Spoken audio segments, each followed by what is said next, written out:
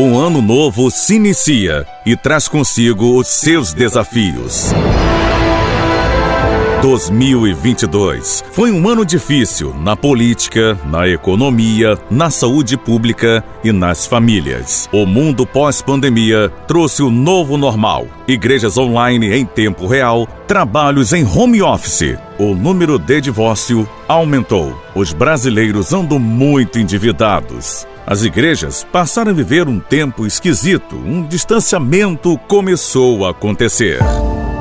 Refletindo sobre tudo isso, em 2023, vamos viver o ano da sabedoria. Muito mais que coragem, ousadia e intrepidez. Coragem sem sabedoria vira estupidez. Ousadia sem sabedoria vira soberba e vaidade. Precisamos de sabedoria do alto para criar nossos filhos, administrar o nosso tempo. Nossas finanças, nossas decisões precisam passar pela sabedoria. O apóstolo Tiago, de forma didática, fez uma separação entre a sabedoria do alto e a sabedoria terrena e citou suas características.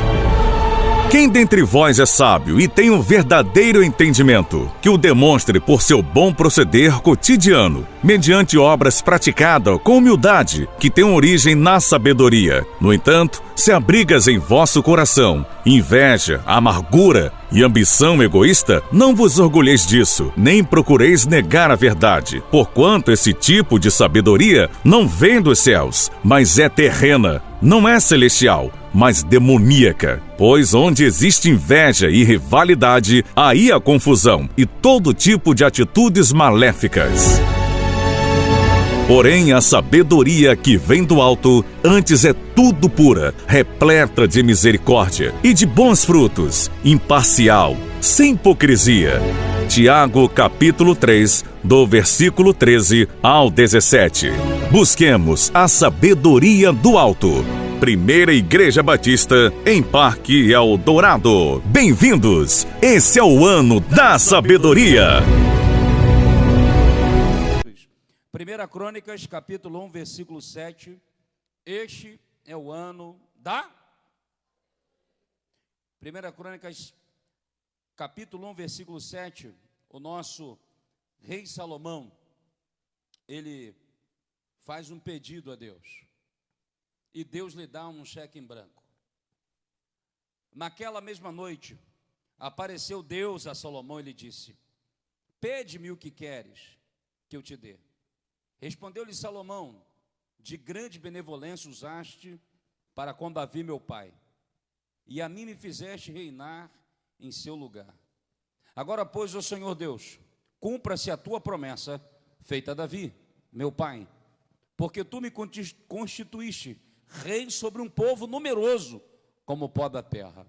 Dá-me, pois, agora sabedoria e conhecimento, para que eu saiba conduzir-me à testa deste povo. Pois quem poderia julgar a este grande povo? Disse Deus a Salomão: porquanto foi este o desejo do teu coração, não pediste riquezas, bens e honras, nem a morte dos que te aborrecem, nem tampouco pediste longevidade, mas sabedoria e conhecimento, para poderes julgar a meu povo, sobre o qual te constituí rei.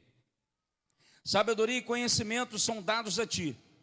Te darei riquezas, bens e honras, quais não teve nenhum rei antes de ti, e depois de ti não haverá teu igual.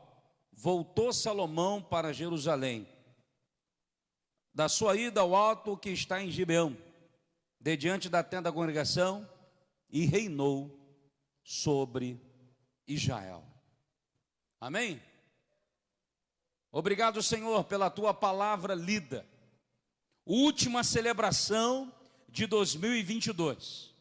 E tu me dá o privilégio e a oportunidade de estar de pé diante do teu povo. Louvado seja teu nome para sempre. Engrandecido seja o nome de Jesus, que nos permite estar de pé. Como cantamos, não caminhamos pelo que vemos, mas pelo que nos move, que é a fé em Cristo Jesus. Abençoa a nossa vida e que esta palavra seja empenhada em nosso coração pelo Espírito Santo e que no ano da sabedoria nos ajuda, Senhor. Perdoa os meus pecados, esconde-me atrás da tua cruz e me reveste do Espírito Santo para ser boca profética aqui essa noite. Assim oro, entregando meu corpo, minha alma, meu espírito, meus pensamentos e entendimento, todos à dependência do Espírito Santo. E o povo de Deus diz: este é o ano da sabedoria. Precisamos de sabedoria. Não adianta pedir riqueza. Riqueza sem sabedoria vira endividamento. Não adianta pedir coragem. Coragem não é ausência de medo, mas coragem sem sabedoria vira brutalidade, estupidez, ignorância. Não adianta pedir ousadia e força. Ousadia e força sem sabedoria vira vaidade, vira soberba. E Deus, Ele abate os soberbos e dá graça aos humildes. Salomão, olhando para a vida de seu pai, com certeza, algum dia, sentou com ele e falou: filho, eu tinha 16 anos, tinha um homem muito grande, 2,99 metros, afrontando o povo de Israel, desfazendo, humilhando, deflagrando da nossa fé. Filho, quando eu cheguei lá no vale, fui em obediência a teu avô, Jessé, meu pai. Chegando lá, fui levar comida para os meus irmãos, e vi aquele gigante afrontando o povo de Deus. Naquele momento, Deus me encheu de força e me deu sabedoria, o que fez com que Davi pegasse aquela funda e girasse aquela pedra, e ela atacasse certinho, no lugar certo, para que o grande gigante caísse. Com certeza, foi a sabedoria divina. Meus irmãos, sabedoria para decidir, sabedoria para agir, sabedoria para falar. Salomão escreveu em Provérbios 19:2: quem age sem refletir, peca porque é precipitado. Precipitadamente nós agimos, falamos sem pensar, agimos sem pensar e caímos. Nesse texto de Crônicas, Salomão vai fazer uma oração, e eu quero recobrar a minha e a sua memória. Tiago capítulo 1, versículos 5 e 6, Tiago escreveu: se alguém quer sabedoria, peça a Deus. Só os humildes pedirão sabedoria. Diga comigo, só tem duas pessoas, vamos dizer bem alto, só tem duas pessoas que sabem tudo nessa terra: Deus e o idiota que pensa que sabe. Porque ninguém sabe tudo. O conhecimento é seletivo. O mundo passou pelo processo do conhecimento, e em cada processo de conhecimento, o mundo sofreu sua influência. Fase agrícola era um tipo de mundo, um tipo de família, um tipo de comércio, um tipo de câmbio, um tipo de negociação. Fase agrícola se fazia 20 filhos. Ninguém tinha nada. Não tinha televisão, não tinha internet, iPhone, iPad, tablet, não tinha Wi-Fi, não tinha Facebook, Instagram, Telegram, Twitter.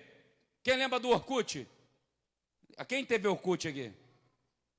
Eu nem tive Orkut, mas eu sei que existiu o Orkut. E não tinha nada disso. Nessa fase agrícola, o conhecimento era empírico, mas os homens eram mais sábios. O conhecimento era empírico, mas os homens eram mais inteligentes, porque tinham sabedoria, eram mais humildes, dependiam mais de Deus. Homens do campo que diziam: estou sentindo uma dor aqui, e quando eu sinto essa dor, vai chover. E o que acontece? Chovia. Não tinha meteorologia, não tinha tecnologia, mas o homem era mais sábio. As famílias estavam mais próximas, elas tinham mais tempo um para o outro. Mas o mundo evoluiu. E nesta época conta-se uma história de um grande professor, doutor em geografia, PhD em história. Ele foi para um vilarejo desse. Isso é história, não com H, mas com E. porque é uma história ilustrativa. Este homem entrou numa canoa, e um canoeiro foi conduzi-lo ao lago, bem distante de um grande lago. Entrou na canoa, pagou a passagem, e começou a conversar com o canoeiro. E olhou para o canoeiro e falou: que lugar lindo! Você já estudou sobre botânica? E o homem simples, o canoeiro, da fase agrícola ainda: eu não sei o que é botânica, não sei nem o que é botão. E aí o grande homem, doutor, disse: eu estou vendo que você perdeu grande parte da sua vida. Você não conhece botânica, biologia, ecossistema? E o canoeiro simples disse: eu não entendo nada disso, meu senhor. O que eu sei aqui é apenas remar e levar a canoa até o outro lado com os meus passageiros. Então eu vejo que você perdeu grande parte da sua vida. Você já estudou matemática, física quântica? E o canoeiro disse: não, meu senhor, eu nunca estudei nada disso. Eu sou um homem do campo, eu sou um homem que está aqui. Eu estou vendo que você perdeu grande parte da sua vida. Como quem fosse humilhar o canoeiro, por causa do conhecimento que ele tinha. De outro modo, o homem muito sábio estava diante dele e ele não via. Meus irmãos, de repente a canoa bate em alguma coisa. E ao bater, o grande homem se assusta, porque a água começa a entrar na canoa. E ele faz: ô canoeiro, a água está entrando na canoa. Acha que ela furou. Ih, meu senhor, a canoa furou. Isso nunca aconteceu aqui.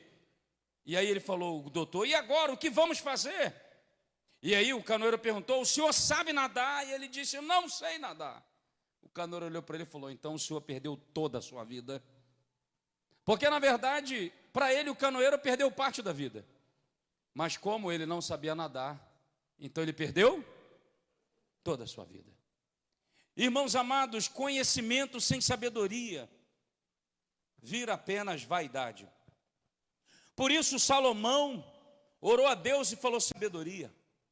Tu deu grande benevolência a meu pai Davi.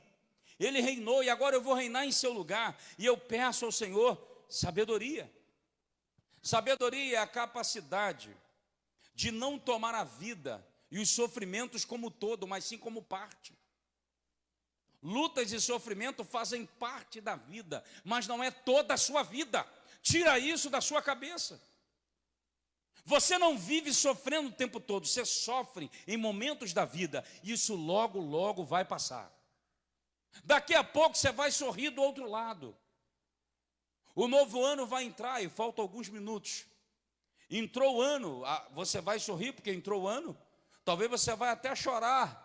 Mas o mais importante não é isso. O mais importante é pedir a Deus sabedoria. Sabedoria para saber agir. Sabedoria para saber que lutas fazem parte da vida, mas não é toda a sua vida. Ela é parte, não é todo. Toda a vida não. Então, na verdade, se o jovem Salomão pegasse os textos de seu pai, que seu pai escreveu, ele poderia chegar aqui essa noite e falar assim: gente, eu sou Salomão. Eu pedi a Deus sabedoria. E eu li em Salmo 34, que meu pai escreveu, um primeiro versículo muito importante. Louvarei ao Senhor de vez em quando tiver com dinheiro no bolso. Louvarei ao Senhor em todo. Diga para o seu vizinho: aí está a verdadeira sabedoria. Então, qual é a sabedoria para 2023? Diga para o teu vizinho: louve. Louve. Adore. Quem canta, diz o ditado, os males, mas quem louva agrada o céu, e o céu se manifesta na tua casa. Então, no ano da sabedoria, o que eu tenho que fazer? Aprender, como Salomão aprendeu. Comece a louvar ao Senhor. Comece a exaltar ao Senhor. Comece a glorificar o nome do Senhor. Esse é um ato de sabedoria. Deus habita no meio